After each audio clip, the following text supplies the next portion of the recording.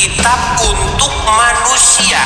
Sementara umat muslim telah membuat Al-Quran itu hanya untuk ulama-ulama. Oke, debat ini bermulai daripada pertanyaan Edis yang sangat masuk akal yang membuat muslim awan mungkin akan terjebak dengan pertanyaan ini.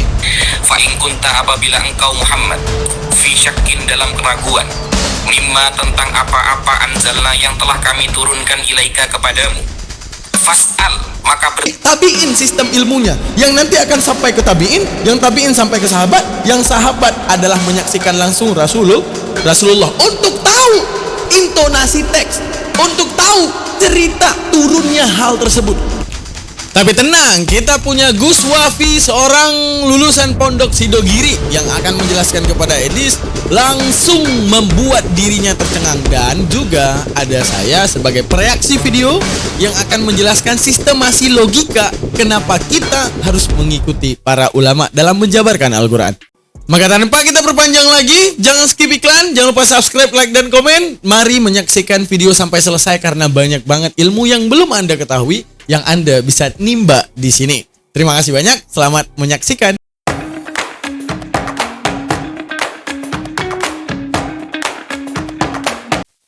Sini jelas-jelas dia kata-kata ya, innahu nih. Aduh, sebentar. Sabar. Tidak ada internet. Sabar, Sob. Tenang. Nih ya. Kelihatan nggak kata-kata innahu rabbi? Betul nggak? Terus?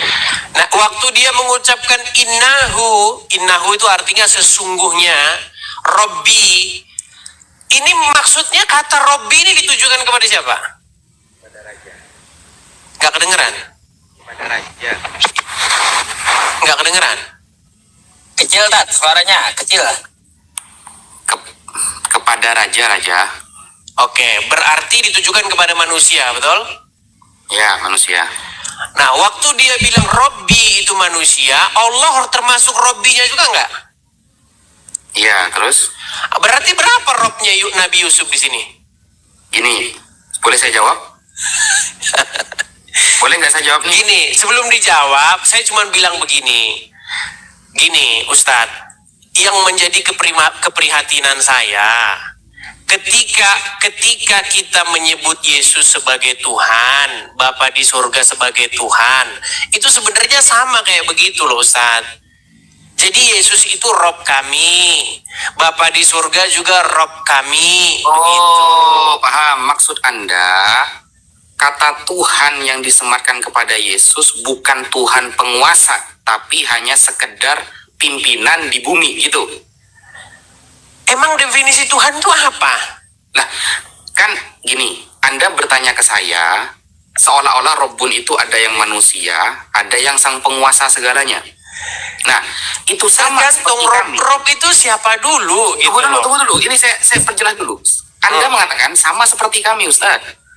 Mengatakan Yesus itu sebenarnya Tuhan, Bapa Allah Tuhan. Berarti, kalau boleh saya simpulkan, Yesus menurut Anda bukan Tuhan sang penguasa semesta, bukan ya? Berarti sekedar pemimpin umat di bumi, begitu? Ustadz, tidak ada definisi Tuhan yang artinya itu pencipta langit dan bumi, Ustadz.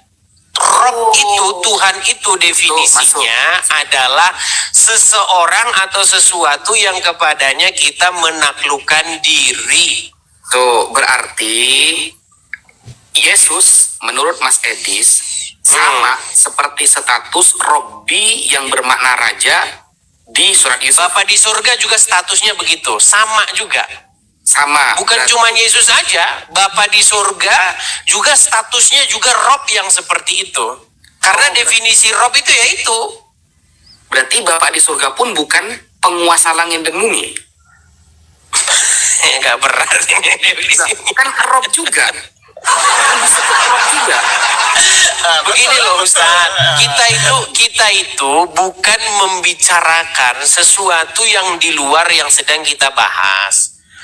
Definisi Rob atau definisi kurios adalah apapun yang kepadanya kita menaklukkan diri.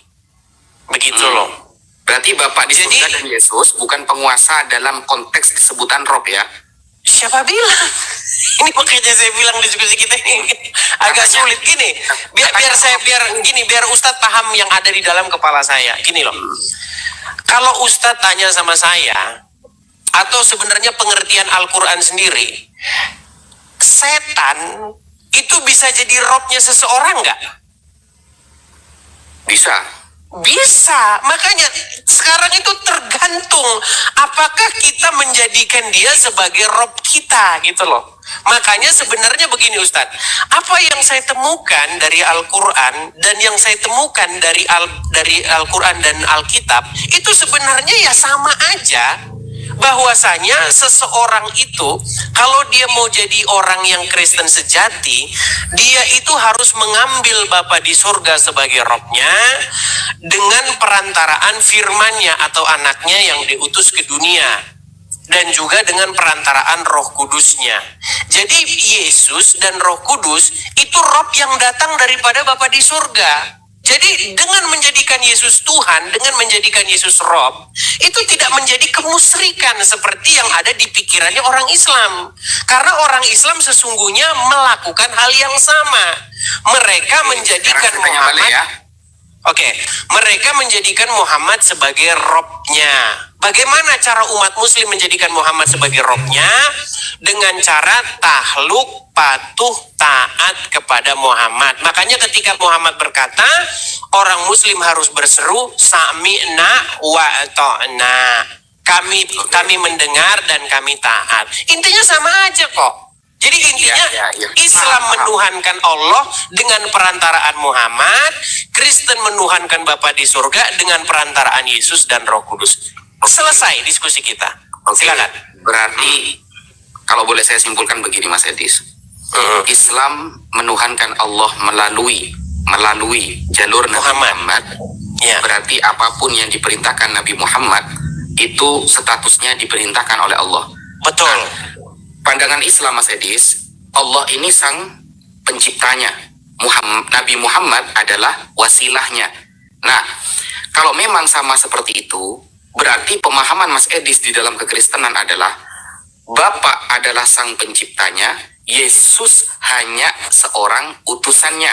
Tidak ada bagian dari Bapa, tidak disebut sama seperti Bapa, tapi dia hanya pemimpin yang diperintahkan untuk mengabarkan saja. Betul seperti itu berarti? Enggak betul juga. Tuh, gimana kok gak betul? Ya, karena apa? Karena begini, kita itu gini, yang sering kita salah pahami itu Aku gini sudah loh. hampir jadi Islam loh sekarang.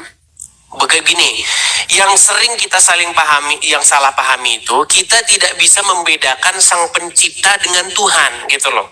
Gini, makanya begini Ustaz. Jadi orang Islam barusan dia. Gini Ustaz, biar enak kita Ustaz Yusuf Yuwafi. Bisa nggak seseorang ganti sang pencipta? Gak bisa. Nggak bisa. Bisa nggak seseorang ganti Tuhan? Gak bisa. Nah, ini makanya kita debat kusir. Padahal di dalam Al-Quran, orang itu bisa ganti Tuhan. Makanya ada orang yang Tuhannya itu bukan Allah. Yang Tuhannya itu adalah hawa nafsunya. Yang Tuhannya itu adalah patung. Yang Tuhannya itu adalah ulama. Makanya ganti Tuhan itu bisa. Tetapi ganti sang pencipta tidak bisa.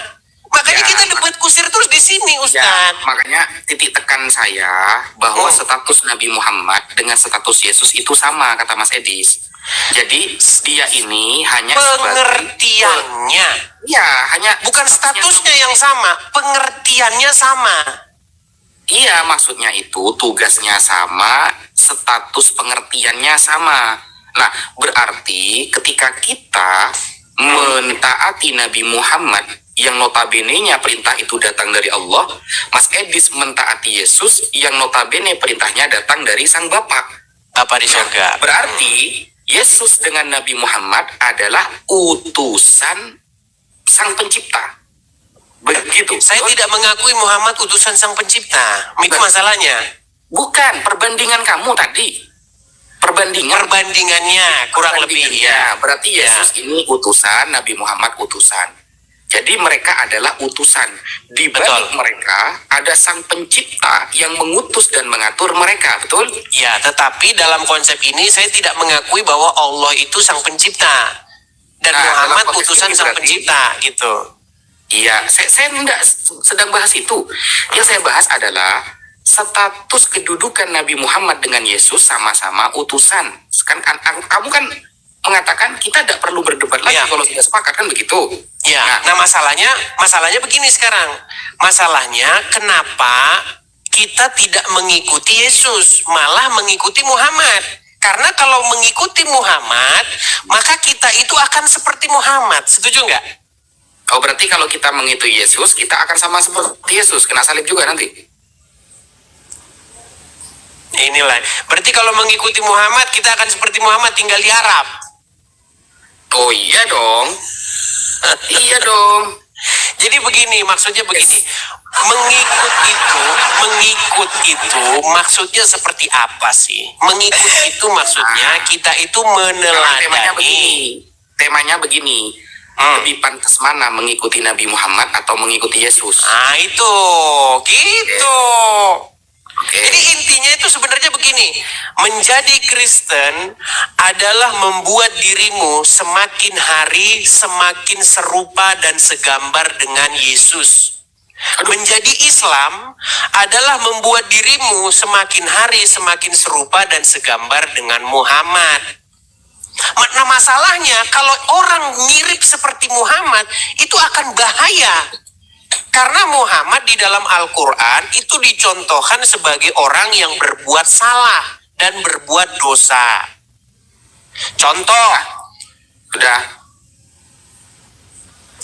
betul nggak kalau Muhammad di dalam Al-Quran itu berbuat salah dan berbuat dosa? Sudah nggak? Kalau sudah gantian. Selesaikan dulu. Nggak dijawab sama dia. Udah selesaikan dulu, nanti saya jawab semua itu. Lanjut. Iya, sebelum Anda jawab, betul nggak? Muhammad di dalam Al-Quran digambarkan sebagai seseorang yang berbuat salah dan berbuat dosa. Nggak ada itu. Contoh, saya kasih contoh. Ya. Di dalam surat Abasa, ayat yang pertama sampai yang ke-6. Di mana di situ ada seorang buta yang datang kepada Muhammad. Lalu Muhammad berwajah masam. Dia bermuka masam dan berwajah sepet. Tetapi jikalau para pembesar-pembesar Quraisy yang datang, yakni orang-orang yang kaya, maka Muhammad melayaninya. Nah disitulah Muhammad kena tegur oleh Allah. Setuju? Nggak setuju. Nanti saya jelaskan itu. Coba jelaskan. Nggak setuju, main setuju aja. Coba jelaskan. Oke. Nih ya. Surah Abasa. Tapi setelah saya jawab, saya bertanya balik. Boleh, silakan. Silakan.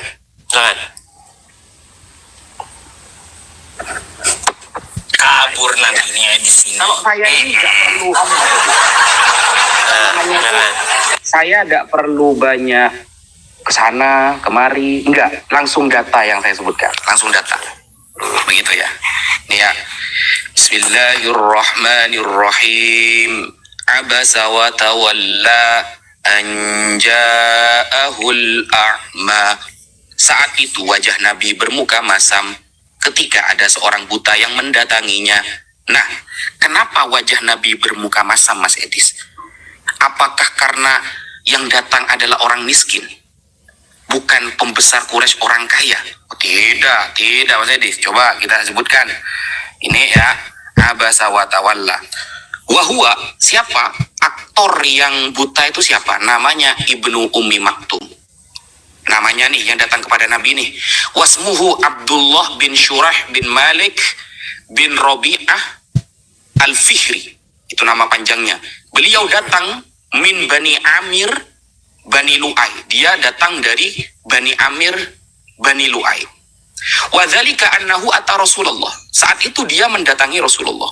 Wahwa yunaji Utsbah bin Rabi'ah wa Aba Jahl. Dan dia ingin mengutarakan tentang Utsbah bin Rabi'ah dan Abu Jahal bin Hisham. Nah, kemudian Apa yang menyebabkan Nabi Muhammad di sini masam? Nah, kemudian yad'uhum ilallah, yarju islamahum.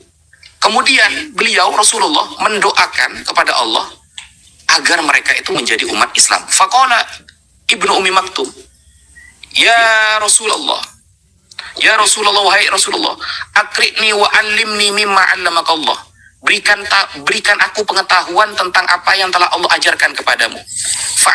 Faja'ala yunadihi wa yukarrirun nida. Dia berkali-kali memanggil Nabi, berkali-kali. Wala yadri annahu mukbil ala ghairihi hatta karahiyatu fi wajhi Rasulillah liqat'i kalamihi.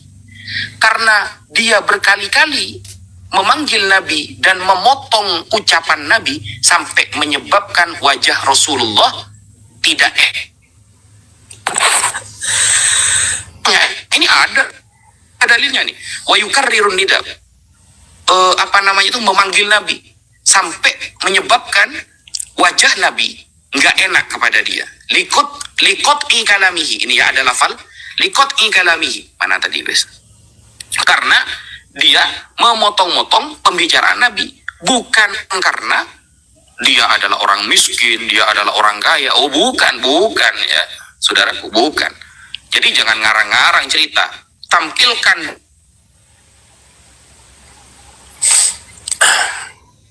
Macet-macet, Ustaz Wafi. Putus-putus, Ustaz. Walaupun udah dipanggil gurunya Yusuf PI, tapi masih babak belur juga. Nggak apa-apa. Nah, nih ya. Ini tunggu dulu, saya mau tanya balik. Nah, jangan nanya terus. Nah, tunggu. Nah, ini ya, liqat'i kalamihi, karena memotong-motong pembicaraan Nabi. Sekarang saya tanya kepada Mas Edis. Ya. Sekarang saya tanya ke Mas Edis. Nih. Misalnya begini.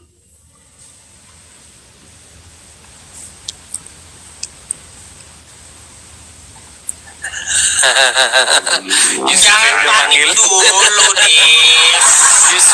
Yusuf udah panggil juga gurunya. ditanya, udah panik Edisnya, jangan panik dulu lah kau. Misalnya Yesus mengatakan dalam Matius 15 nomor 26. Jawab Yesus kepadanya, kamu bukan orang Yahudi. Jadi ini berbicara etnis nih ya. Sok paling suci sukunya nih. Kamu bukan orang Yahudi. Kalau aku menolong kamu, itu sama seperti orang yang mengambil makanan anak-anaknya dan memberikannya kepada anjing. Bayangkan. Jadi Yesus punya ajaran, kalau bukan orang Yahudi gak boleh ditolong. Sama seperti anjing. Berarti orang-orang di luar Yahudi itu adalah anjing, kata Yesus. Dalam Matius 15 nomor 26. Apakah seperti ini ajaran kasih, Mas Edis? Baik. Kalau bukan orang Yahudi, berarti gak boleh ditolong. Dan statusnya sama seperti anjing. Bayangkan. Baik, pertanyaan yang bagus ya. Baik, ini kalau gini kan diskusi cakep. Ini diskusi mantap kalau begini. Jadi kita itu berusaha membangun komunikasi yang baik ya, biar Islam dan Kristen tuh enak diskusinya, nggak maki-makian. Udah bosen lah kita denger maki-makian. Baik, pertanyaan yang bagus ya. Pertama saya tanggapi dulu yang Al-Quran tadi. Begini, di dalam surat Abasa ayat yang pertama tadi, itu tidak ada ayat Al-Quran menyebutkan bahwa orang tersebut memotong-motong omongan Muhammad sampai membuat wajah Muhammad bermuka masam. Itu yang dibaca Ustadz Wafi, itu adalah pelintiran Al-Quran, bukan Al-Quran. Ingat sekali lagi, itu tidak pernah ada di dalam Al-Quran. Seandainya itu benar, bahwa Muhammad berwajah masam karena ada seorang buta yang motong-motong omongan Muhammad, pasti Allah Subhanahu wa Ta'ala akan membela Muhammad karena orang tersebut nggak punya tata kerama di hadapan Nabi. Orang tersebut tidak punya sopan santun, tidak punya itikat yang baik di hadapan seorang Nabi. Pasti Allah akan membela Muhammad. Tetapi ayat Al-Quran berbunyi bahwa itu dikontrakan dengan seorang kaya. Makanya di ayat selanjutnya, akan tetapi jikalau pembesar-pembesar Quraisy yang datang kepadamu, maka engkau melayaninya. Makanya di dalam ayat tersebut dikatakan, dia Muhammad berwajah masam dan berpaling ketika seorang buta datang kepadanya. Ayat keempatnya, ayat ketiganya, tahukah kamu bahwa barangkali ia ingin membersihkan diri? Ini udah ada klarifikasinya. Nggak ada di sini dikatakan dia datang kepadamu untuk memotong omonganmu, nggak ada. Di sini jelas loh, tahukah kamu barangkali ia ingin membersihkan dirinya dari dosa, atau ia ingin mendapatkan pengajaran, lalu pengajaran itu memberi manfaat kepadanya. Nah, ini aslinya, ini Al-Qur'annya, bukan pelintiran yang dibacakan oleh Ustadz Wafi tadi. Lalu dikatakan di ayat 5-nya, adapun orang-orang yang merasa dirinya serba cukup, maksudnya adalah pembesar-pembesar Quraisy yang orang kaya, serba cukup punya duit, maka kamu melayaninya. Nah, ini sebenarnya Al-Quran ini membongkar sosok Muhammad yang membeda-bedakan orang. Kalau sama orang miskin, ibarat kata begini, sekarang banyak ustadz, banyak pendeta, pastor yang mata duitan. Kalau jamaahnya miskin, nggak punya duit, susah itu dihubungin, nggak bakal ada waktu. Di mana Pak Pendeta, di mana Pak Ustadz, tolong Pak Ustadz begini, sibuk. Tapi kalau orang kaya, jamaahnya kaya, dia siap. Nah, ini sosok Muhammad digambarkan yang seperti itu. Makanya kita itu tidak boleh mirip dengan Muhammad. Kita harus mirip dengan Yesus. Kemudian, masalah Matius tadi. Di situ kalau kita baca konteksnya, itu adalah peristiwa di mana seorang perempuan Kanaan datang kepada Tuhan Yesus. Dia memohon kepada Tuhan Yesus sesuatu. Harus dibaca sampai selesai loh. Baca sampai selesai. Terima kasih. Ketika kita membaca itu secara utuh, di situ perempuan Kanaan itu meminta sesuatu kepada Yesus, tetapi Yesus mencobai perempuan Kanaan itu dengan kata-kata seperti ini. Tidak baik memberikan roti yang diperuntukkan untuk anak-anak lalu melemparkannya kepada anjing. Itu adalah sebuah perumpamaan, sama seperti ketika orang Indonesia ngomong ada udang di balik batu, bukan berarti si itu udang, enggak. Nah, kemudian perempuan itu menanggapi Tuhan Yesus. Tetapi anjing itu pun makan dari remah-remah yang jatuh dari meja tuannya. Tahu nggak apa respon Tuhan Yesus pada akhirnya? Dia membenarkan seorang perempuan Kanaan tersebut. Makanya dibaca secara penuh. Makanya Tuhan Yesus mengasihi baik orang-orang Yahudi maupun perempuan Kanaan sekalipun. Begitu. Makanya dibaca yang utuh. Silakan. Jadi begini teman-teman, bedanya nih jawaban saya dengan Mas Edis. Kalau jawaban saya diambil dari namanya tafsir Ma'alimut Tanzil, para ulama, pakar dalam Al-Quran. Sedangkan jawaban Mas Edis tentang Bible, kita dengar dari seorang Edis TV. Jadi begitulah ya. Jadi ketika Mas Edis melarang kita untuk memberikan pemahaman Al-Quran dari para ulama, secara tidak langsung dia sedang menjelaskan Biblenya sesuai otaknya dia, sesuai kehendaknya dia. Nah, ini bedanya. Islam itu dalam memahami konteks apapun di dalam Al-Quran, kita serahkan kepada ahlinya, Mas Edis. Namanya para ulama. Jadi kita tidak bisa mau memaknai Al-Quran, kelemahan kita dalam bahasa Arab, lalu dimaknai oleh ulama yang pakar bahasa Arab. Beliaulah yang tahu konteksnya. Sedangkan ketika Mas Edis menolak ulama nih keterangannya, Anda hanya pakai terjemahan. Di sisi lain, Anda memaknai Bible Anda sesuai kehendak Anda sendiri. Kalau misal yang datang kepada Nabi Muhammad adalah orang kaya, lalu Nabi Muhammad itu senang, ahlan wa sahlan kalau orang kaya, maka tidak mungkin ada surah Al-Kafirun.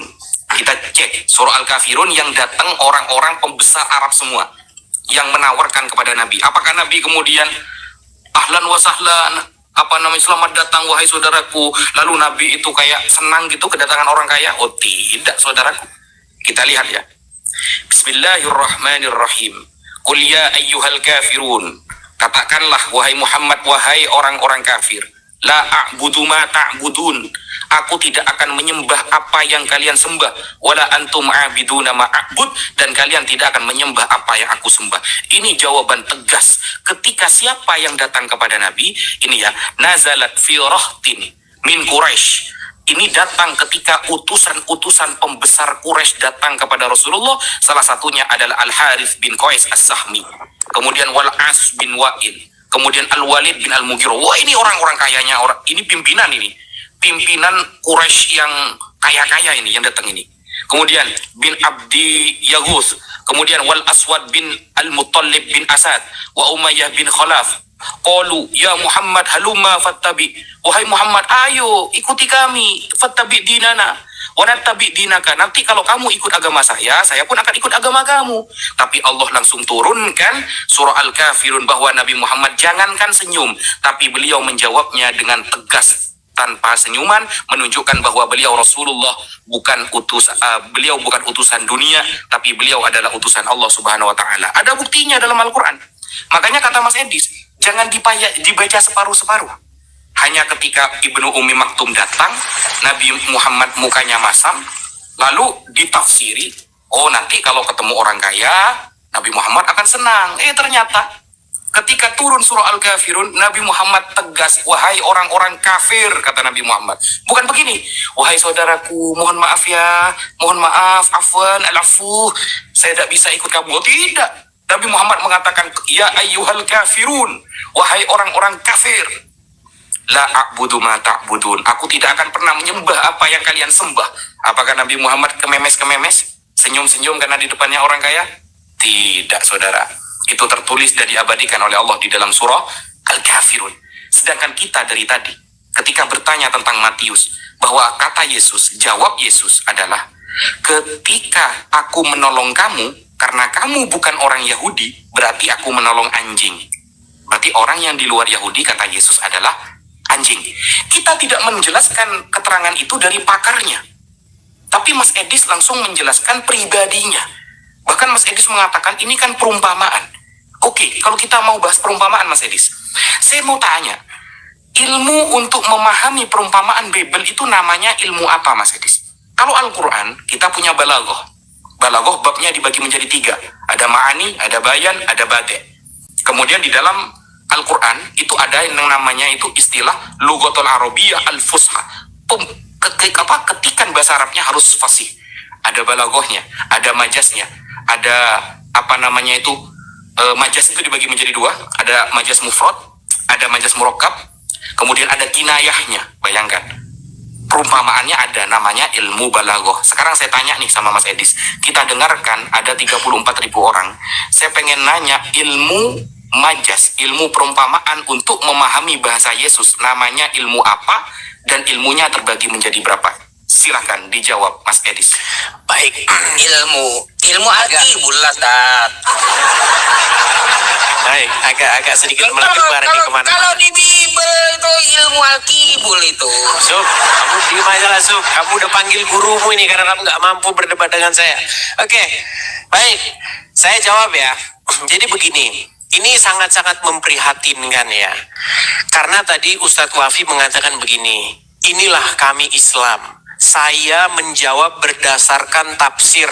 Saya menjawab berdasarkan kitab. Sementara Edis menjawab berdasarkan pikirannya sendiri. Ini ada kesalahan fatal di sini. Begini, Al-Quran itu bukan kitab untuk para ustadz. Al-Quran itu adalah kitab untuk manusia. Sementara umat muslim telah membuat Al-Quran itu hanya untuk ulama-ulama saja. Tidak boleh orang-orang seperti Ustadz Wafi, Yusuf PI pakai akalnya, tidak boleh pakai pikirannya. Harus pakai pikirannya ulama-ulama. Nah, pemahaman seperti seperti ini teman-teman, apalagi di Indonesia, itu sudah dicekokin dari orang itu masih kecil.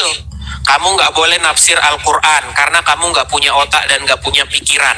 Yang boleh nafsir Al-Quran itu hanyalah ulama-ulama saja. Nah, berangkatlah kamu ke pondok pesantren, kirim duit kamu ke sana. Nah, inilah yang mengakibatkan umat tidak bisa berpikir, umat tidak bisa punya pemahaman, umat tidak berkembang, sehingga yang berpikir haruslah para ulama saja. Sehingga apa?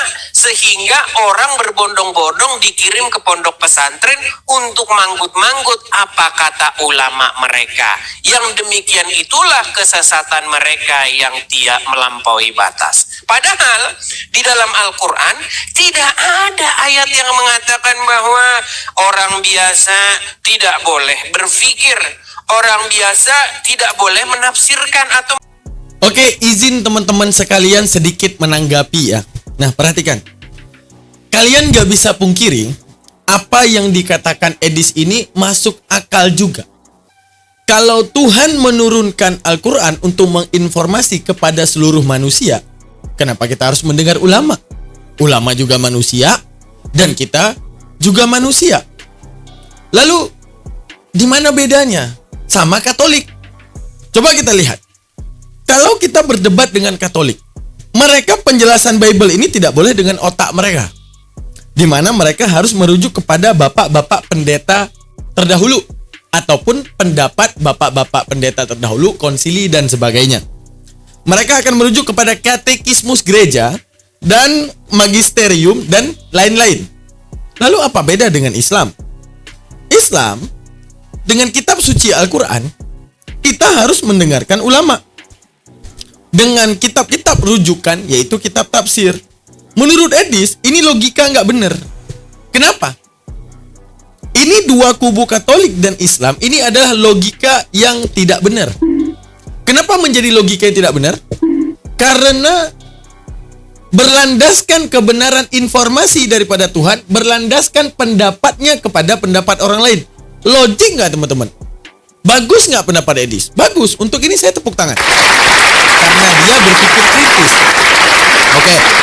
Sekarang, bagi Edis yang benar itu gini. Tuhan menurunkan, nih Tuhan ya, misalnya Tuhan ya, menurunkan kitab suci kepada dia, Bible. Berarti Tuhan sedang menginformasikan sesuatu pada Edis. Maka Edis langsung sola scriptura.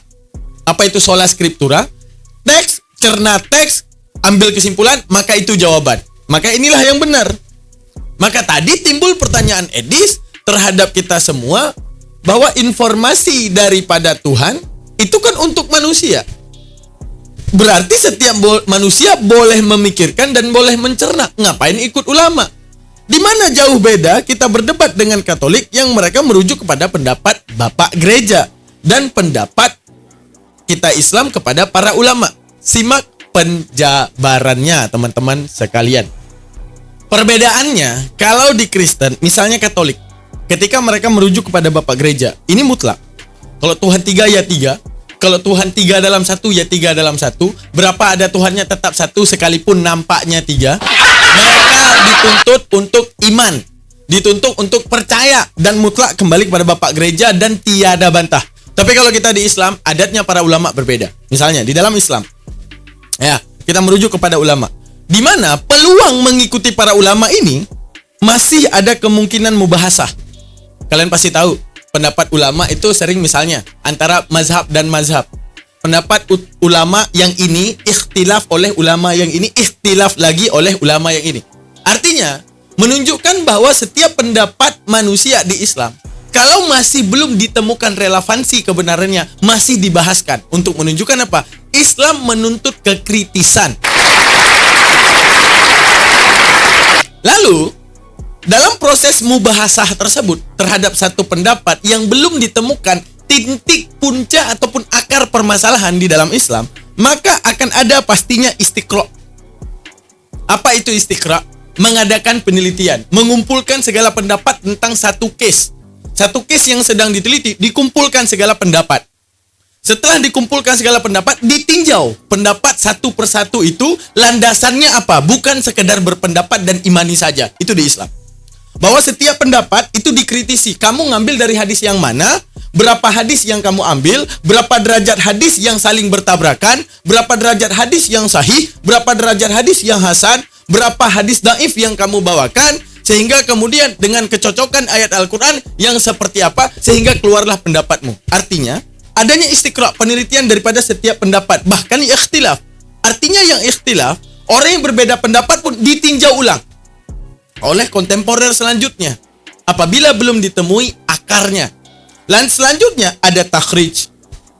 Apa itu takhrij? Menukil, memindahkan pendapat-pendapat yang setelah disortir, ini pendapatnya menjadi lemah. Kenapa? Karena banyaknya hadis dhaif untuk mengeluarkan pendapat ini. Oke, ini pendapatnya boleh dipakai, tapi ada yang lebih kuat. Karena apa? Karena imbang antara istidlal, pengeluaran dalil yang dhaif dengan yang sahih. Dan banyak bantahan terhadap hal ini, namun bisa dibolehkan karena banyaknya hadis sahih. Sekalipun ada ranah celaan dari sanad atau bagaimanapun lah. Banyak, panjang kalau saya jelaskan. Nah, selanjutnya takhrij ini mengambil pendapat, oh yang ini dhaif, nggak boleh diikuti. Oh yang ini pendapatnya boleh diikuti, akan tetapi tidak boleh disiarkan karena ini terlalu dhaif, tapi pada kemudaratan waktu boleh digunakan. Oke. Selanjutnya ada yang namanya di takhrij ini ada pendapat sahih. Nah, ini yang boleh digunakan, itu takhrij. Nah, setelah pendapat ini jadi kuat, ya, setelah satu pendapat ulama ini jadi kuat, baru ditasih. Apa ditasih? Ketika pendapat itu dikatakan kuat, akan ditanyakan tokoh mana saja yang menguatkan pendapat tersebut dan alasannya. Tidak boleh langsung ketika dibilang sahih, oke, berarti boleh belamar ya. Enggak, masih dibatasi. Apa dibatasi? Ini dikatakan sahih oleh satu orang. Berapa orang yang mendukung? Dan berapa orang yang mendukung pendapat ini? Misalnya ada 7. 7-nya itu diteliti. Standar dia mengatakan sahih. Landasan dia mengatakan sahih. Skema dia mengatur hingga mengatakan pendapat yang udah ditasihkan dalam takhrij bisa dikatakan tashih. Karena pendapatnya orang lain. 7 orang penguat tadi. 7 orang penguat tadi ditinjau lagi. Bagaimana dia bisa mengatakan itu kuat? Nah, luar biasa Isam? Luar biasa. Nanti kita akan masuk ke contohnya ya. Kita akan masuk ke contohnya teman-teman. Oke, coba diperhatikan. Al-Quran dan hadis setuju nggak kalau itu teks? Dan ingat, teks itu tidak punya intonasi, ya, gaya bahasa. Teks hanya bacaan datar, tidak punya gaya bahasa. Lalu bagaimana kita akan menentukan intonasi teks? Karena intonasi itu mempengaruhi maksud. Setuju ataupun tidak? Mari saya berikan contohnya kepada teman-teman sekalian. Kalau saya ngomong kepada teman-teman, coba perhatikan kata-kata saya. Kalau saya ngomong gini, apakah kamu mengira dengan mencontek kamu akan pintar? Ini apa? Kalimat pertanyaan. Jawabannya iya dan tidak. Iya atau tidak. Tapi kalau saya ngomong gini, apakah kamu mengira dengan kamu mencontek kamu kira kamu itu pintar?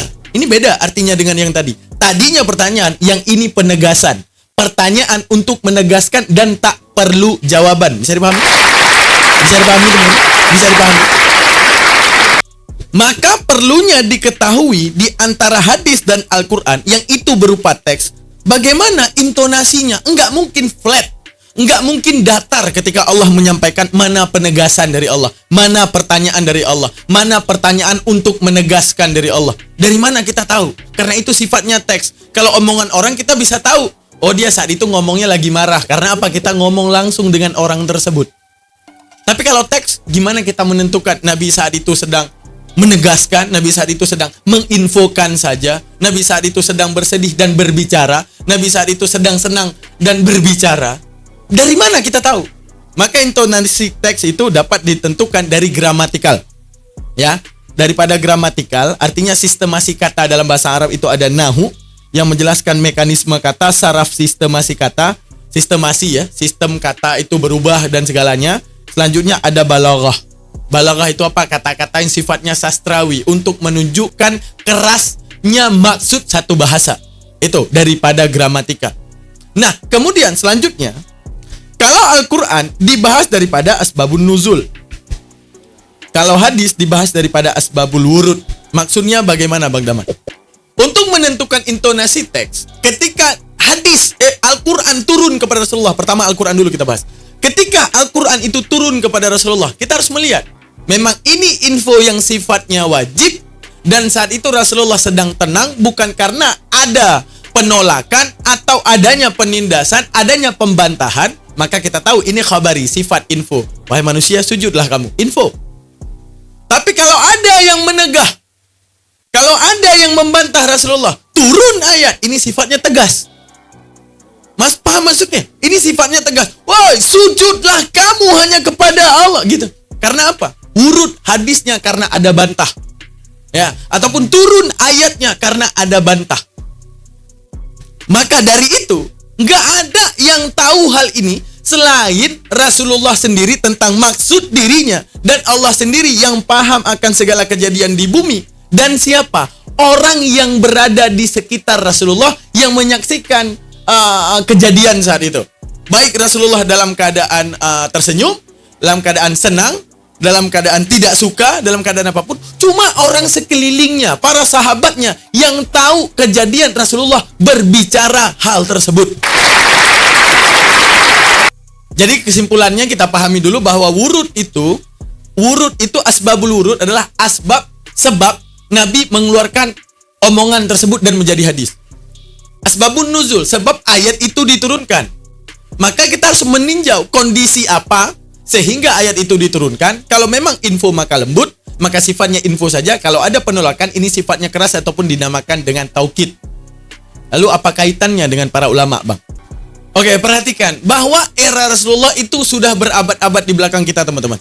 Sudah jauh ketinggalan. Emang ada yang tahu Rasulullah berbicara itu dalam keadaan apa, hatinya sedang bagaimana, dan keadaan apa ayat itu diturunkan? Ingat, asbabul wurud, sebab hadis dikeluarkan, asbabun nuzul, sebab turunnya ayat.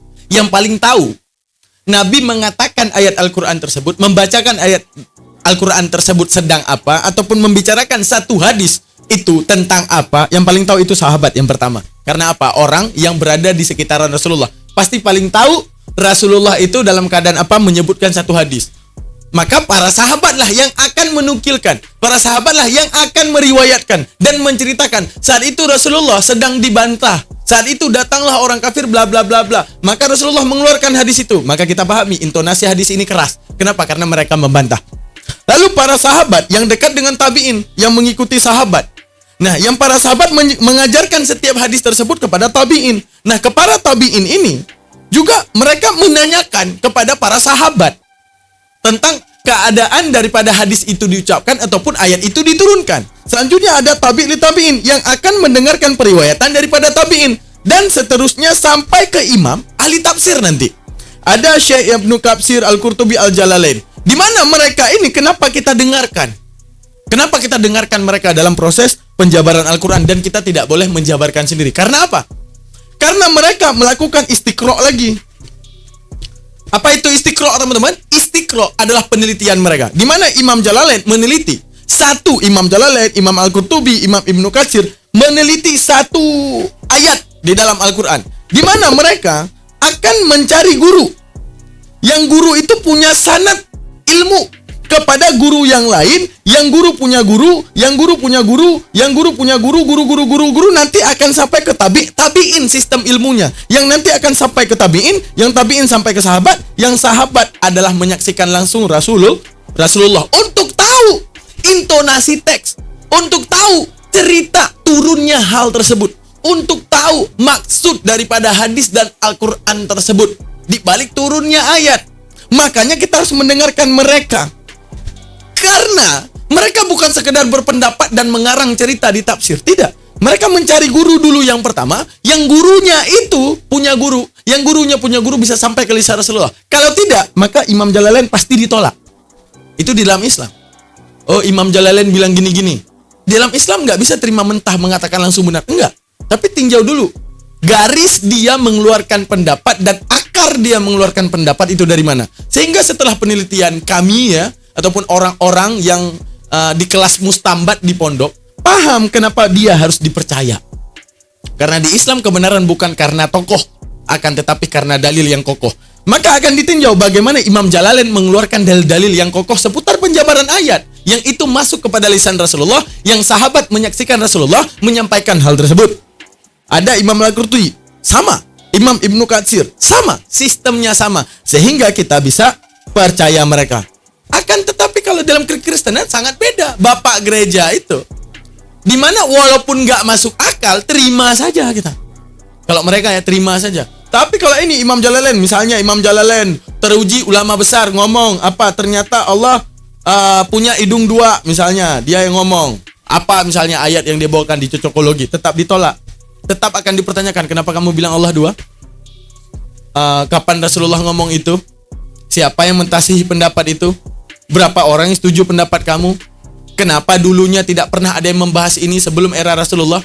Sebelum era kamu lahir. Kenapa setelah kamu lahir pendapat ini ada? Itulah di Islam, dikritisi. Gak bisa.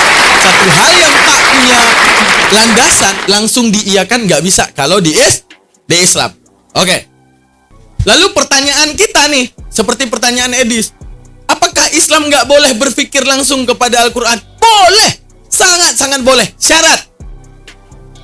Mau berpikir hadis, cari dulu urut hadisnya. Karena setiap orang mengeluarkan kata-kata pasti punya maksud, nggak mungkin kosong tanpa maksud. Maka Rasulullah juga manusia biasa yang saat menyampaikan pasti punya maksud. Itukah penegasan, itukah khabariyah. Maka carikan urut ini. Jangan asal langsung, oh ayat ini maksudnya gini bang. Nggak bisa. Kamu harus tahu dulu ayat itu dikeluarkan dalam kondisi apa oleh Rasulullah. Dan ayat itu secara pokok gramatikal bahasa sedang disusun untuk mengarah kemana. Boleh. Harus pahami semua ini. Harus wajib memiliki standar ilmu seperti Imam Jalalain, Imam Ibnu Katsir, Imam Al-Qurtubi. Harus punya standar ini. Kalau tak punya ini, maka tidak akan ada yang akan paham. Maka tidak akan ada pendapatmu yang bisa diterima. Semua ditolakkan. Kamu harus tahu dulu urut hadis ini. Kalau itu Al-Quran, kamu harus tahu nuzulnya kapan. Dan dalam keadaan apa, sehingga kita tahu intonasi teks dan maksud teks ke arah mana. Dan paling penting, gramatikal harus kamu kuasai, karena Al-Quran turun di Arab. Sehingga kalau kita melihat di kekristenan, makanya mereka blunder masalah ketuhanan. Edis langsung ke Bible. Mereka langsung ke Bible.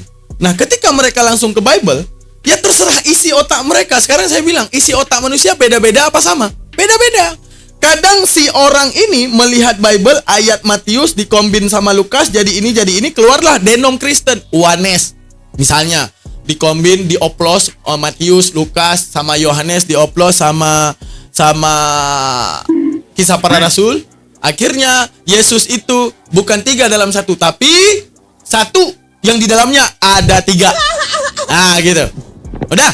Terus, daripada orang lain nih, kombin ayat jadi Tritunggal. Tidak lain konsep ketuhanan mereka. Kalau langsung melihat Bible, apa yang terjadi kepada mereka? Mereka akan mengeluarkan denom-denom dan mengoplos denom-denom. Jadi artinya apa? Oplos ayat ini campur ayat ini keluar denom. Oplos ayat ini campur ayat ini keluar denom. Nah, di Islam dibatasi, tidak boleh seperti itu. Itu pun. Maka tidak salah Edis mengatakan Yesus punya Tuhan. Karena apa? Hasil oplosan dia terhadap otak.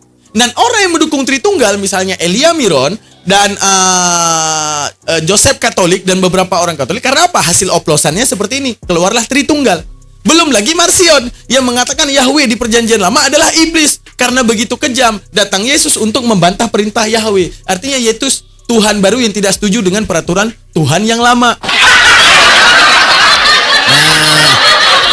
Makanya di dalam Islam, mau kalian Al-Quran jadi seperti itu. Contoh, ada Daman, ada kalian, ada siapa. Ini Al-Quran. Nah, ayo kita artikan Al-Quran bersama-sama, kita tafsirkan suka-suka kita. Pasti isi otak beda-beda. Maka ketika isi otak beda-beda, nanti akan keluarlah pemahaman-pemahaman baru yang ditolakkan. Detik ada pemahaman baru yang ditolakkan, ini tidak bisa dipertanggungjawabkan. Makanya Al-Quran itu final di lisan Rasulullah.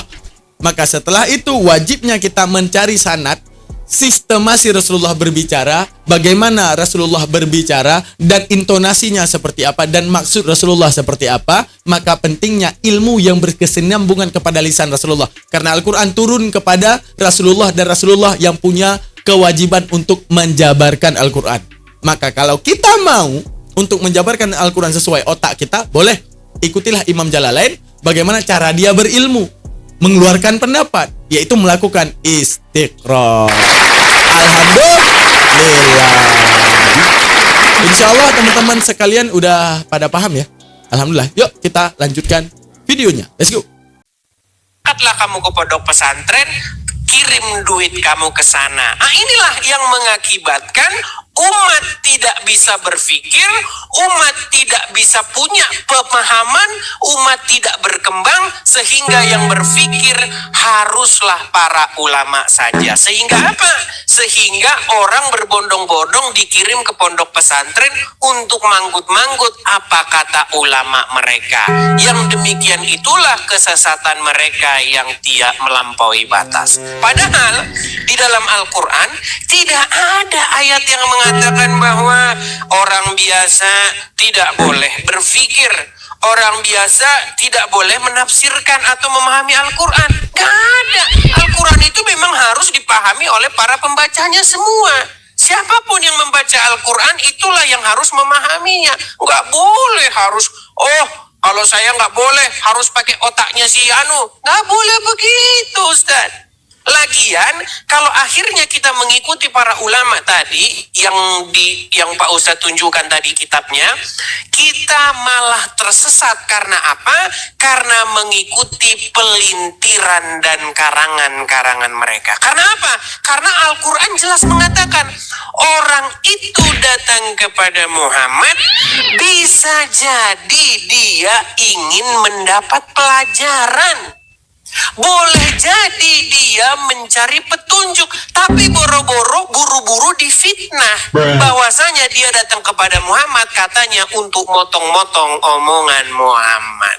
Nah, inilah yang mengakibatkan umat muslim sekarang sudah menuju kepada sebuah pemahaman bahwa Al-Quran itu hanya boleh dipahami dan dipelintir oleh ulama-ulamanya. Itu pertama. Kemudian yang kedua, tadi Ustadz Wafi mengatakan kepada saya bahwa saya itu menjawab berdasarkan pikiran saya sendiri. Jadi Ustadz Wafi membawa kebiasaan dalam agama Islam bahwa orang Kristen itu harus menjawab Bible berdasarkan pelintiran orang. Tidak seperti itu metode dalam Kristen. Metode dalam Kristen adalah membaca apa yang tertulis di dalamnya. Saya bacakan. Tadi ini kan yang Pak Ustadz bahas. Baik, saya balik dulu kamera saya. Bisa dibesarkan Yusuf PI? Nih, ini enaknya orang Kristen. Bukan pakai kitab pelintiran. Kita pakai apa yang tertulis saja di dalamnya. Perhatikan. Perempuan Kanaan yang percaya. Jadi orang-orang Kanaan itu sebelumnya saya kasih dulu backgroundnya ya. Orang-orang Kanaan itu berbeda keyakinan dengan orang-orang Yahudi. Orang-orang Kanaan ini adalah penyembah dewa Moloch. Mereka berbakti kepada allah-allah lain. Dikatakan. Lalu Yesus pergi dari situ dan menyingkir ke daerah Tirus dan Sidon. Maka datanglah seorang perempuan Kanaan dari daerah itu dan berseru, kasihanilah aku ya Tuhan, anak Daud, karena anakku perempuan kerasukan setan dan sangat menderita. Tetapi Yesus sama sekali tidak menjawabnya. Lalu murid-muridnya datang dan meminta kepadanya, kepada Yesus, suruhlah ia pergi. Ia mengikuti kita dengan berteriak-teriak. Jawab Yesus, aku diutus hanya kepada domba-domba yang hilang dari umat Israel. Tetapi perempuan itu, perhatikan, jangan selesai. Kalau umat muslim kan kalau baca sampai sini doang. Ya. Untuk Lanjut. mohon maaf nih. Ya, umat lanjut. muslim sering membaca sampai di sini titik. Untuk apa? Untuk bersyahwat rohani. Iya, ada apa-apa. Cuma tenang, ulangi saya selesaikan. tadi. Iya, Saya selesaikan dulu. Hmm. Kenapa umat muslim berhenti sampai sini? Karena sampai di sini mereka sudah ereksi syahwat rohaninya. Makanya dia nggak mau baca ayat selanjutnya. Karena di ayat selanjutnya ini akan menempeleng mukanya mereka. Perhatikan. Jawab Yesus, aku diutus hanya kepada domba-domba yang hilang dari umat Israel. Tetapi perempuan itu mendekat dan menyembah dia sambil berkata, Tuhan, tolonglah aku. Tetapi Yesus menjawab, tidak patut mengambil roti yang disediakan bagi anak-anak dan melemparkannya kepada anjing. Kata perempuan itu, benar Tuhan, namun anjing itu makan remah-remah yang jatuh dari meja Tuhannya. Apa kata Tuhan Yesus? Ini jawabannya, ini jangan dibuang. Maka jawab Yesus, maka Yesus menjawab dan berkata kepadanya, hai ibu, besar imanmu, maka jadilah kepadamu seperti yang kau kehendaki. Dan seketika itu juga anaknya sembuh. Perhatikan ini. Apakah di sini Tuhan Yesus mencampakkan perempuan itu, mengatakan bahwa perempuan itu nggak pantas dia menerima roti itu? Akhirnya apa? Besar imanmu ibu, terjadilah apa yang kau kehendaki. Ini luar biasanya. Makanya kalau baca itu, sebentar, saya balikan dulu kamera saya. Kalau baca itu harus sampai selesai. Supaya apa? Supaya kalian tidak ejakulasi dini. Pertanyaan saya tentang bahwa itu diketahui sebagai majas. Ilmunya ilmu apa itu? Baik, jadi begini ya, apakah kalau kita sedang berbicara sesuatu yang mengambil contoh-contoh, misalnya ada udang di balik batu, misalnya, atau seorang laki-laki yang memuja perempuan, engkaulah matahariku. Kan ada lagunya, engkaulah matahariku. Apakah itu langsung dia matahari? Kan tidak. Ketika kita berkata, Saya nanya ilmunya. ada udang, tenang, ada udang di balik batu. Apakah kita lagi ngomongin udang yang ada di balik batu? Kan tidak. Nah, ketika Yesus berkata, tidak baik memberikan roti, yang roti ini sebenarnya diperuntukkan untuk anak-anak nih. Tetapi kok malah dilemparkan kepada anjing? Apa kita berbicara soal anjing? Tidak. Itu berbicara mengenai sebuah metafor. Makanya kalau baca Bible, Ilmunya namanya apa? Ilmunya namanya apa? Ya pakai akal logika lah. Gimana? Ya kan?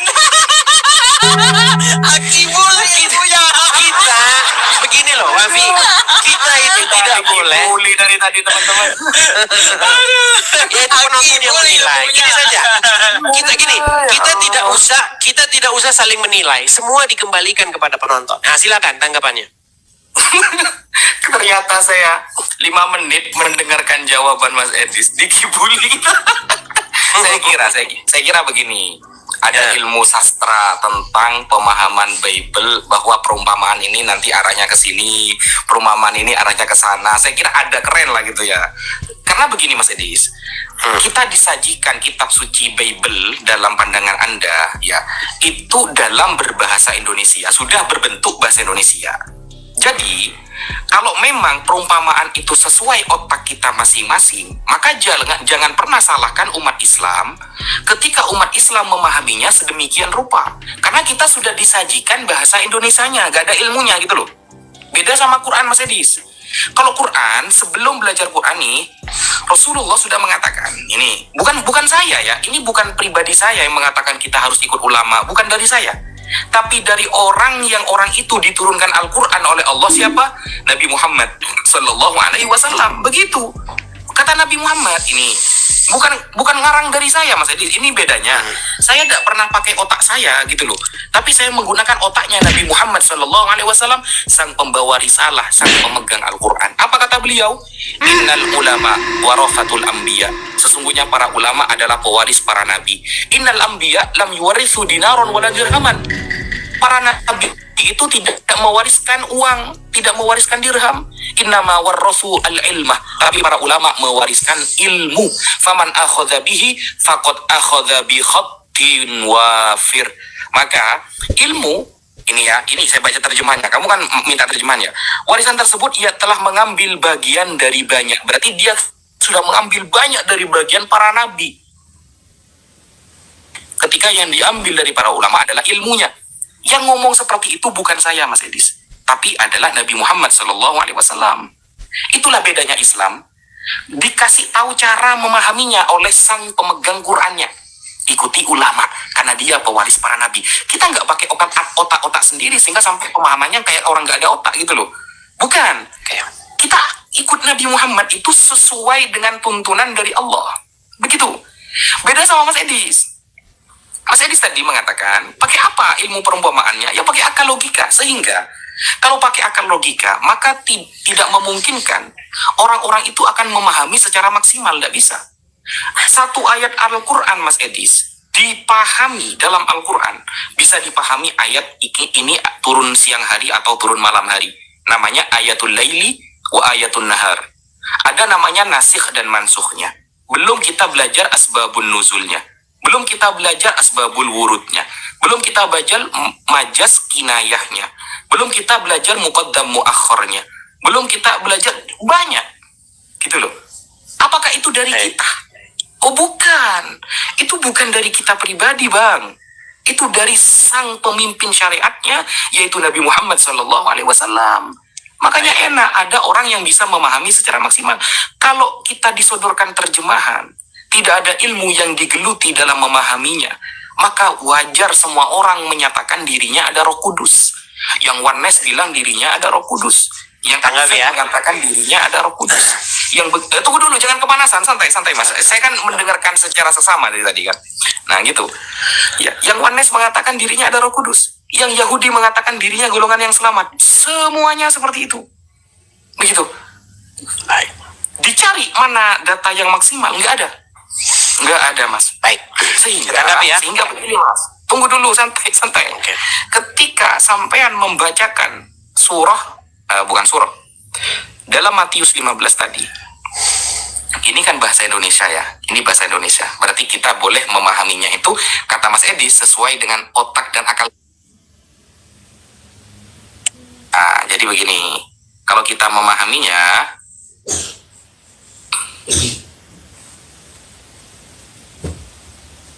nah, karena kata Mas Edis itu sesuai dengan akal kita, saya memahaminya begini nih. Yesus menjawab, aku diutus hanya kepada domba-domba yang hilang dari kalangan Bani Israel. Ini bukan perkataan saya ya, perkataan Yesus. Dan ini berbahasa Indonesia. Aku hanya, kata-kata hanya berarti dia diberikan keleluasaan menyampaikan kabar dari Tuhan itu hanya tingkat lokal. Karena hanya. Aku diutus hanya untuk domba-domba yang hilang dari kalangan Bani Israel. Maka pantas ketika Yesus mengatakan kepada perempuan itu, apakah kamu orang Yahudi?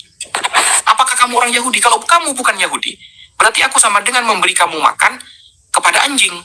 Memberi makan kepada anjing. Dibatasi oleh Yesus kalimatnya. Hanya orang Yahudi. Dan di sini dia mengatakan diutus hanya untuk domba-domba yang hilang dari kalangan Bani Israel. Lebih percaya siapa? Saya kepada Edis atau saya kepada Yesus? Ya jelas saya lebih percaya Yesus, Mas Edis. Nah, Yesus mengatakan dia hanya diutus kepada bangsa Israel, Bani Israel. Lah, Mas Edis kan orang mana? Orang Lampung. Misalnya sukunya Batak. Mas Edis orang Batak. Mau dikaitkan ke Bani Israel, nanti jalurnya lewat Fir'aun nanti itu. Bukan jauh lewat Musa gitu. Jalurnya lewat Fir'aun, bukan lewat Musa. Sehingga bisa. Gitu. Nggak bisa. Kita ngutaati ajaran orang Bani Israel, kita ada di Indonesia, apalagi saya orang Madura, ya nggak bisa, saudara. Begitu, sekian, terima kasih. Baik, setanggapi ya. Jadi ada poin-poin yang agak sedikit bercandaan, sarkas, dan nggak ada tujuannya tadi ya. Gini, pertama-tama yang harus Ustadz Wapi pahami bahwa banyak hadis itu adalah hasil daripada rekayasa. Dan itu tenang dulu, jangan gelisah. Jadi ini menurut seorang peneliti hadis, namanya adalah Bukhari. Dia dikatakan sebagai Imam Bukhari. Jadi perjalanan Imam Bukhari menurut sejarah orang Islam, dia menemukan kurang lebih 600.000. Bayangkan, 600.000 hadis yang dia periksa selama 16 tahun. Tetapi yang dia temukan sahih itu hanyalah 6.000. Artinya apa? Artinya ada 99% orang bercerita tentang Muhammad tetapi isinya ngibul, makanya tidak dimasukkan di dalam kitab Sahih Al-Bukhari. Nah, saya ini adalah orang yang meneliti agama Islam selama 13 tahun dan saya ngerti betul dengan persis kenapa dan apa yang terjadi di dalam agama Islam. Pertama, kenapa hadis itu palsu? Kenapa dikatakan barang siapa yang memahami Al-Quran harus mengikuti ulama? Kenapa hadis itu palsu? Perhatikan. Kenapa Muhammad mustahil mengatakan itu? Pertama, karena di zaman Muhammad itu nggak ada ulama. Siapa ulama-ulama sebelum Muhammad? Itu mengindikasikan bahwa hadis itu sebenarnya dibuat di zaman ketika sudah banyak ulama. Mereka mengarang hadis tersebut untuk apa? Supaya orang berbondong-bondong datang ke pondok pesantren dan belajar kepada ulama sehingga mereka menghasilkan fulus. Karena apa? Karena di zaman Muhammad nggak ada ulama. Siapa ulama di zaman Muhammad? Nggak ada. Makanya hadis tersebut sudah pasti gombal gambul. Dan hadis yang palsu itu banyak sekali dan umat Islam itu mengakui bahwa ada banyak sekali hadis-hadis palsu. Ya, bahkan di dalam hadis Bukhari dan Sahih Muslim pun sampai detik ini masih dipalsu-palsukan sama orang Islam. Nah, lalu apa kata Al-Quran? Perhatikan, di dalam Al-Quran ada satu ayat yang berbunyi begini: jika kamu ragu-ragu tentang apa yang kami wahyukan kepada kamu, maka tanyakanlah orang-orang yang membaca kitab sebelummu. Makanya kamu jangan ragu-ragu. Artinya apa? Orang-orang yang membaca kitab sebelum Al-Quran dijadikan rujukan untuk bertanya. Gak ada dijadikan rujukan orang-orang yang membaca kitab sesudah Al-Quran. Makanya saya bilang begini, saya kan sering bilang begini, Al-Quran memerintahkan, ya ayyuhallazina amanu, wahai orang-orang yang beriman, berimanlah kamu kepada kitab-kitab yang sebelum Al-Quran. Apa itu kitab-kitab yang sebelum Al-Quran? Yaitu Taurat, Injil. Itu kitab-kitab yang sebelum Al-Quran. Tetapi sangat memprihatinkan, di rumah orang Islam tidak didapati Injil dan Taurat yang di dalamnya terdapat petunjuk dan cahaya. Itulah yang mengakibatkan banyak sekarang umat Islam berada di dalam kesesatan yang nyata. Yang umat Islam baca adalah kitab-kitab yang sesudah Al-Quran. Apa itu kitab-kitab sesudah Al-Quran? Kitab, misalnya kitab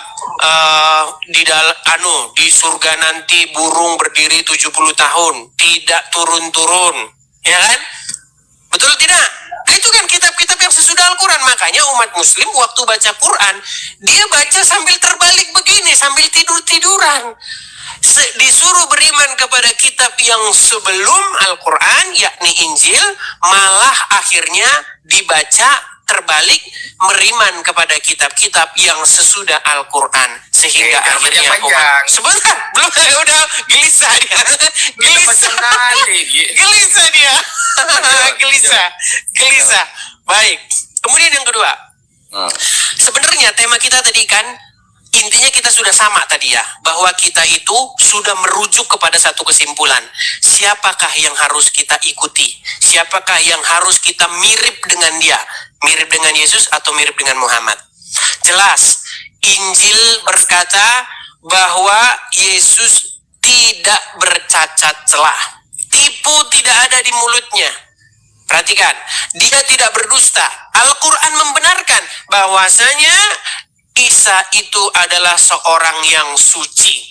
Sementara di dalam Al-Quran jelas tadi Pak Ustadz, Muhammad membeda-bedakan orang. Kalau orang miskin, orang buta datang kepada Muhammad, dia berwajah masam. Tetapi jikalau seorang kaya yang datang kepadanya, Muhammad langsung melayaninya. Nah, Pak Ustadz tadi mengatakan begini, Ustadz Wabi tadi bilang begini, Loh, bagaimana ketika Muhammad berkata kepadanya bahwasanya kalau orang dia ngobrol dengan pembesar-pembesar Quraisy, mereka Muhammad tetap ini. Tetapi kalau kita bacakan di dalam Quran, ada satu peristiwa di mana Muhammad pernah di dalam satu barisan dengan orang-orang Quraisy, dengan para pembesar-pembesar mereka, ketika Muhammad sujud bersama-sama dengan mereka dengan mengatakan bahwasanya mereka itu, ya, para yang disembah-sembah mereka itu adalah pembawa berita dari Allah atau yang disebut dengan Gharanik. Nah itu. Lalu ayat itu kan ditegur. Nah ini nanti Pak Ustaz Wabi bisa jelaskan. Maka turunlah ayat bahwa tidak seorang Rasul pun kami utus. Maka ketika dia membaca ayat-ayat Al-Quran, maka setan memasukkan sesuatu kepadanya dan lalu Allah menegurnya. Ini satu peristiwa di mana Muhammad pernah bersama-sama dengan orang-orang Quraisy sujud bersama dan membuat mereka senang. Lihat Muhammad bersama-sama dengan kita. Itulah sehingga turun ayat Quran yang menegur dia bahwa setan menyisipkan ke dalam ayat tersebut sehingga Muhammad terpeleset. Kemudian yang kedua, Muhammad juga, mohon maaf nih, tapi kalau ngomong gini nanti saya dibilang menista. Enggak. Kalau saya bilang gimana ya, tapi memang begini, ayat Al-Quran mengatakan kalau mau ngomong sama Muhammad itu memang harus bayar. Makanya saya katakan seandainya ada seorang ulama sekarang yang mata duitan, ya mau gimana, karena dicontohkan. Nih saya balikan Sub.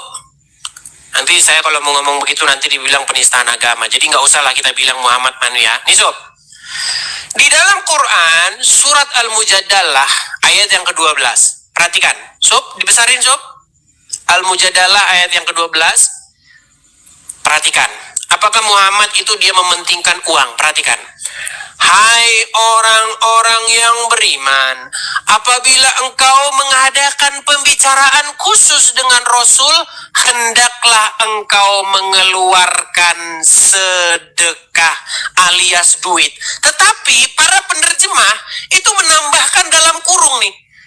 Nih, dibikin dalam tanda kurungnya kepada orang miskin. Padahal ayat ini tidak berbicara bahwa sedekah itu diberikan kepada orang miskin. Tidak.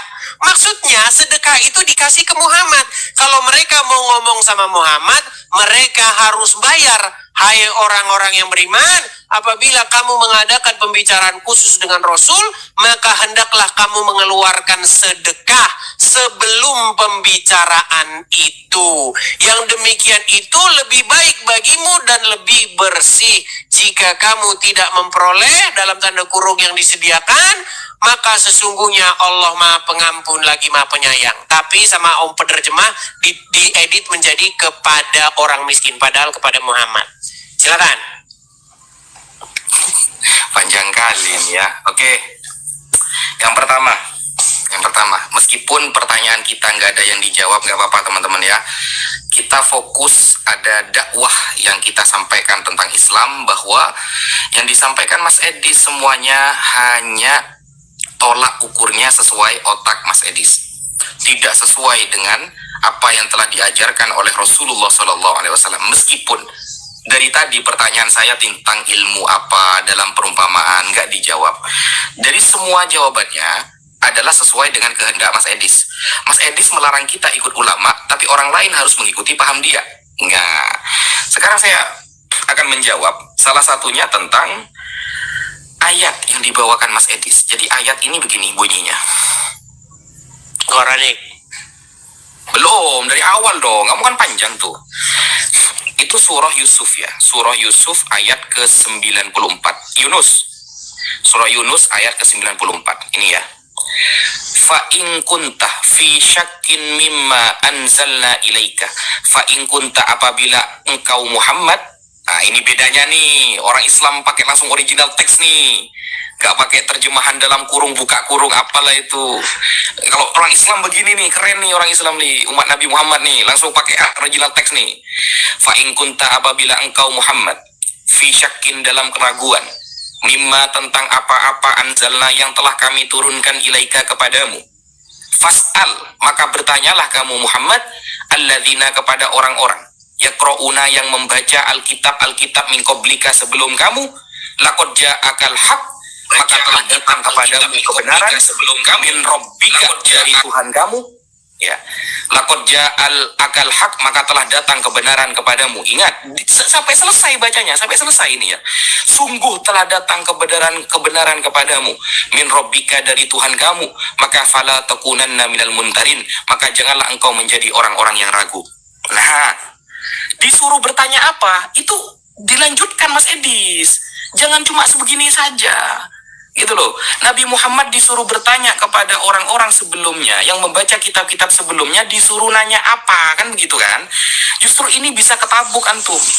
Bisa ketabuk. Disuruh nanya apa? Nih, wa kadza qala Ibnu Abbas. Ibnu Abbas ini satu zaman dengan Nabi. Ini ponakan sepupunya Nabi. Wa kadza qala Ibnu Abbas wa Sa'id bin Jubair wal Hasan al-Basri. Wa hadza fihi tathbitun lil ummah, dan ini adalah pemantapan untuk umat, wa i'lamuhum lahum, untuk orang yang hidup sezaman dengan Nabi ya. Ini sepupunya langsung. Apa? Tentang apa? Disuruh bertanya tentang apa? Anna sifata nabiyihim sallallahu alaihi wasallam mawjudah fil kutubil mutaqaddimah allati bi aidi ahlil kitab. Bahwa sifat tentang Nabi Muhammad telah tertulis di dalam kitab-kitab terdahulu yang dipegang oleh orang-orang ahlu kitab di zaman Nabi Muhammad. Bayangkan, Nabi Muhammad disuruh nanya ini nih, bahwa beliau telah tertulis di dalam kitab ahlul kitab. Bukan bertanya tentang Bible, bukan bertanya tentang Markus, Matius, Lukas, Yohanes, bukan bertanya tentang perjanjian lama, perjanjian baru, perjanjian modern, dan perjanjian expired, bukan. Tapi disuruh bertanya kepada orang-orang sebelumnya bahwa nama Nabi Muhammad, sifat Nabi Muhammad telah tertulis dalam kitab-kitab sebelumnya. Kata siapa? Ini yang menyampaikan orang yang duduk langsung bersama Rasulullah, yang belajar langsung kepada Nabi, yang dia adalah sepupu Nabi. Qala Ibnu Abbas radhiyallahu an. Selamat datang di kebenaran Mas Edis. Bukan suruh nanya Bible Mas Edis, bukan. Kalau nanyanya Bible, apa kata Nabi? La asyukku wala as'al. Aku nggak ragu, aku nggak nanya. Ngapain kamu nanya? Kamu bertanya-tanya begitu. Enggak. Begitu Nabi Muhammad bertanya Bible itu. Kemudian tentang ayat Goronik. Ayat Goronik sekarang ya. Ayat Goronik, oke. Kita buka di dalam tafsir At-Tabari. Ayatnya yang saya baca nih, ayatnya. Wa ma arsalna min qablika mir rasulin wala nabiyyin illa idza tamanna alqa syaitan. Tidaklah kami mengutus. Ini hebatnya nih, umat Nabi Muhammad kerennya nih. Langsung baca original teks nih. Ini umat terbaik ini sekarang ini ya. Umat Nabi universal, bukan Nabi lokal ini ya. Wa ma arsalna, dan tidaklah kami mengutus min qablika, sebelum kamu Muhammad, min rasulin, dari sebuah utusan, wala nabiyyin, dan seseorang nabi, illa, kecuali idza tamanna alqa syaitanu fi umniyatihi, kalau sampai setan ganggu dia nih, ini ayat Goronik nih, maka fayansakhullahu ma yulki syaitan, Allah langsung menolong nabinya, dan Allah langsung menghapus apa yang mana setan menyisipkan kepadanya. Tsumma yahkumullah, kemudian Allah akan menghukumi ayatihi, ayat-ayatnya. Wallahu alimun hakim. Ini tertulis di dalam surah Al-Hajj ayat ke-52. Jadi Goronik itu sudah dijawab di dalam Al-Quran, bahwa setiap ada rasul yang diganggu oleh setan, setiap ada rasul yang diganggu oleh iblis ketika menyampaikan ayat, disisipkan atau apapun, maka fayansakhullahu ma yulki syaitan, maka Allah nanti akan menghapus apa yang setan itu ikut menyisipkan kepadanya. Lalu Allah akan menghukumi ayat-ayatnya sesuai dengan kehendaknya, dan dialah orang zat yang maha mengetahui, hakimun, dan maha bijaksana. Selamat datang di Al-Quran, Mas Edis. Ini adalah Al-Quran dengan menggunakan adabul lughah wa afsahha, bahasa yang paling fasih dan bahasa yang paling detail. Sekarang saya tanya balik, kalau dia mengatakan nih Al-Quran disisip-sisipkan, ini datang dari mana? Ada buka kurung tutup kurung, Anda sekarang akan bunuh diri, Mas Edis. Kita buka sisipan-sisipan yang ada di dalam Bible. Kita tunggu. Oke, sekarang kita buka misalnya. Misalnya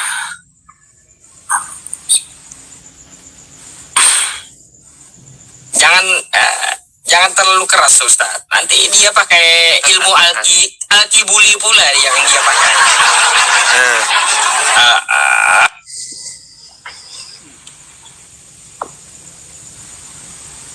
Nah, terima kasih Bunda Mila. Agak ini mendem suara. Ya, ini Suara ya. mendem. Ini. Oke. Misalnya, ini saya nanya, jawab ya, jawab.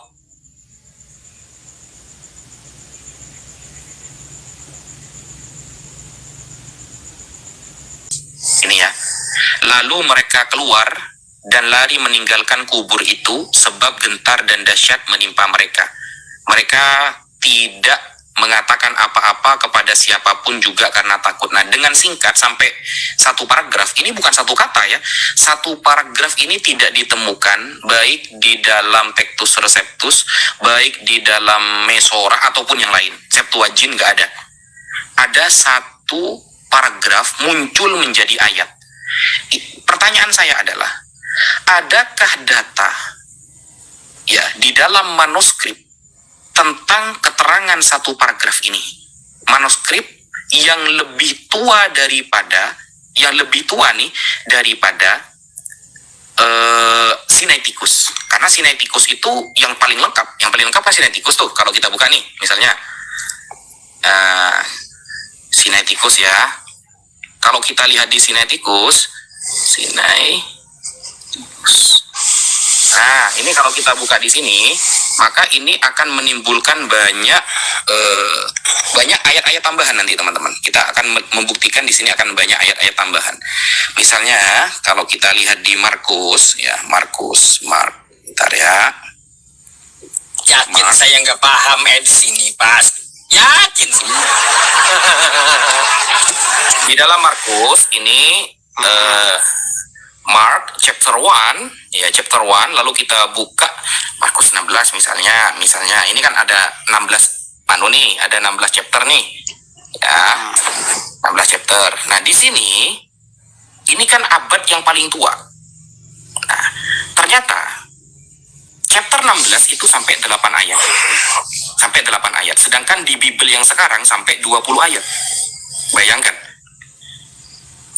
zaman sekarang sampai 20, dari 8 jadi 20, di abad keempat itu masih 8, di abad sekarang ke-25 ini menjadi 20 ayat. Berarti Bible itu tergantung abadnya. Semakin tambah abadnya, semakin naik harga BBM, semakin banyak ayatnya. Apakah begitu? Nah, Saudara. saya pengen nanya. Baik. Saya pengen nanya, yang lebih tua dari ini, ya, ini kan abad keempat, yang lebih tua dari ini, yang menambahkan hingga 20 ayat, ada nggak dalilnya? Saya tunggu sampai Dajjal keluar 2 kali. Sekian, terima kasih. Baiklah. Baik, pertama saya tanggapi ya. Saya besarin Sob. Uncup, baik. Terima kasih. Pertama-tama, sekali lagi ya, saya harus mengatakan dan saya tidak capek-capeknya mengatakan, Ustadz Wafi, berhentilah menyesatkan umat. Kenapa? Karena ayat Al-Quran itu sendiri berkata, jika kamu ragu-ragu tentang apa yang kami wahyukan kepadamu, di situ tidak ada jika kamu ragu-ragu tentang Injil Matius, Markus. Memang bukan itu. Memang jika kamu ragu-ragu tentang yang diturunkan. Yang diturunkan itu apa sih? Yang diturunkan itu kan dari Al-Fatihah sampai Anas. Betul? Kan itu yang diturunkan kepada Muhammad menurut iman orang Islam. Dari surat Al-Fatihah sampai... Males aku dengarnya guys. Udah cukup. Nanti aku lanjutin part 2 karena udah kepanjangan ya. Oke, ini jawaban terakhir ya. Jawaban terakhir teman-teman. Dia bilang apa? Kalau memang kamu ragu-ragu tentang Al-Quran, tanyakan kepada ahlul kitab. Oke. Berarti disuruh tanya kepada mereka kan? Sekarang gini, kita harus bedah dulu definisi ahlul kitab versi Al-Quran. Di mana telah kafirlah orang, laqad kafara alladzina qalu huwallahu Isa bin Maryam. Telah kafirlah, kafir. Arti kafir apa? Masuk neraka. Itu yang kafir. Nah, kepada kaum ahli neraka, apakah Allah nyuruh kita nanya sama kaum ahli neraka? Allah sendiri yang bilang kalau mereka itu ahli neraka. Memang ahli neraka. Nah, detik mereka menjadi ahli neraka, berarti maksud Allah bukan mereka, bukan si Edis. Kalau saya akan counter kepada Edis, nih Edis, kalian dibilang kafir karena nyembah Isa. Mungkin disuruh tanya kepada kalian, nanya ke orang kafir. Ya ngapain? Tujuan Al-Quran datang counter orang kafir. Ngapain suruh tanya sama orang kafir? Makanya agak aneh-aneh ya. Terus teman-teman, ada satu hal yang kalian harus tahu. Kecatatan ataupun kebodohan mereka itu memang the real mereka itu hanya mencari fitnah doang. Kenapa saya mengatakan seperti itu? Kan ada Imam Al-Bukhari mengatakan ada 16.000 hadis, 60 ribu hadis yang diada-adakan. Dan 6.000 hadis yang sahih. Menunjukkan apa? Bahwa para ulama itu kalau seandainya hanya mendengarkan ada hadisnya, maka Imam Bukhari nggak akan mencari lagi. Ini buktinya Imam Bukhari mewujudkan dirinya sebagai manusia sempurna yang tidak langsung mempercayai bahwa ini dari Rasulullah dan melakukan istiqra dan meneliti. Karena gini teman-teman, setelah Rasulullah meninggal, kaum munafik itu begitu bahagia. Arti munafik apa? Mereka yang mencoba mencemari Islam dengan menyamar menjadi orang Islam ataupun sebagai periwayat hadis yang mengatakan ini dari Rasulullah. Itu sama seperti adat kita teman-teman. Contoh gini, Soekarno. Kan ada perkataan yang memang disebutkan oleh Soekarno dan tak disebutkan. Nah, kita bisa ngomong dulu Soekarno pernah bilang, padahal nggak bilang. Gitu, adat orang terdahulu. Maka adat munafik terdahulu. Makanya di era Mufasir, di era Imam Hadis, mereka itu mentakhrij kembali. Jangan langsung percaya kalau itu daripada Rasulullah. Sehingga ada ranah jarah wa ta'dil. Untuk apa? Mentasihkan ataupun mendaifkan hadis tersebut. Nah, buktinya kalau Edis ya udah baca, 16.000 hadis, 60.000 hadis dipalsukan, udah cukup. Dia nggak meneliti alasan daripada Imam Bukhari mentasihkan 6.000 hadis dan menolak hadis lainnya. Alasannya yaitu bahwa banyak orang yang mengatakan kamu gini ya, Rasulullah pernah bilang, padahal enggak.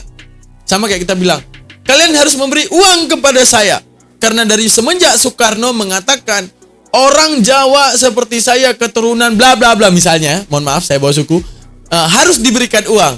Bawa tokoh nih. Padahal Soekarno nggak pernah bilang itu misalnya. Nah, agar kita tidak terjebak dengan hal-hal demikian teman-teman. Oke, terima kasih banyak. Terima kasih udah menemani Bang Daman. Jangan lupa subscribe, like, dan komen. Jangan lupa titipkan komentar. Selamat bertemu di part 2-nya. Nanti akan ada Uni Rifa yang debat sama Edis versi berantem-beranteman. Ini yang kita tunggu teman-teman. Nah, ini yang kita tunggu. Karena Uni mulutnya pedas. Nah, ini baru enak lawan Edis. Ya. Oke teman-teman sekalian, terima kasih banyak. Assalamualaikum warahmatullahi taala wabarakatuh. Bye, subhanakallah wa bihamdika, asyhadu an la ilaha illa anta, astaghfiruka wa atubu ilaik. Dah teman-teman. Assalamualaikum.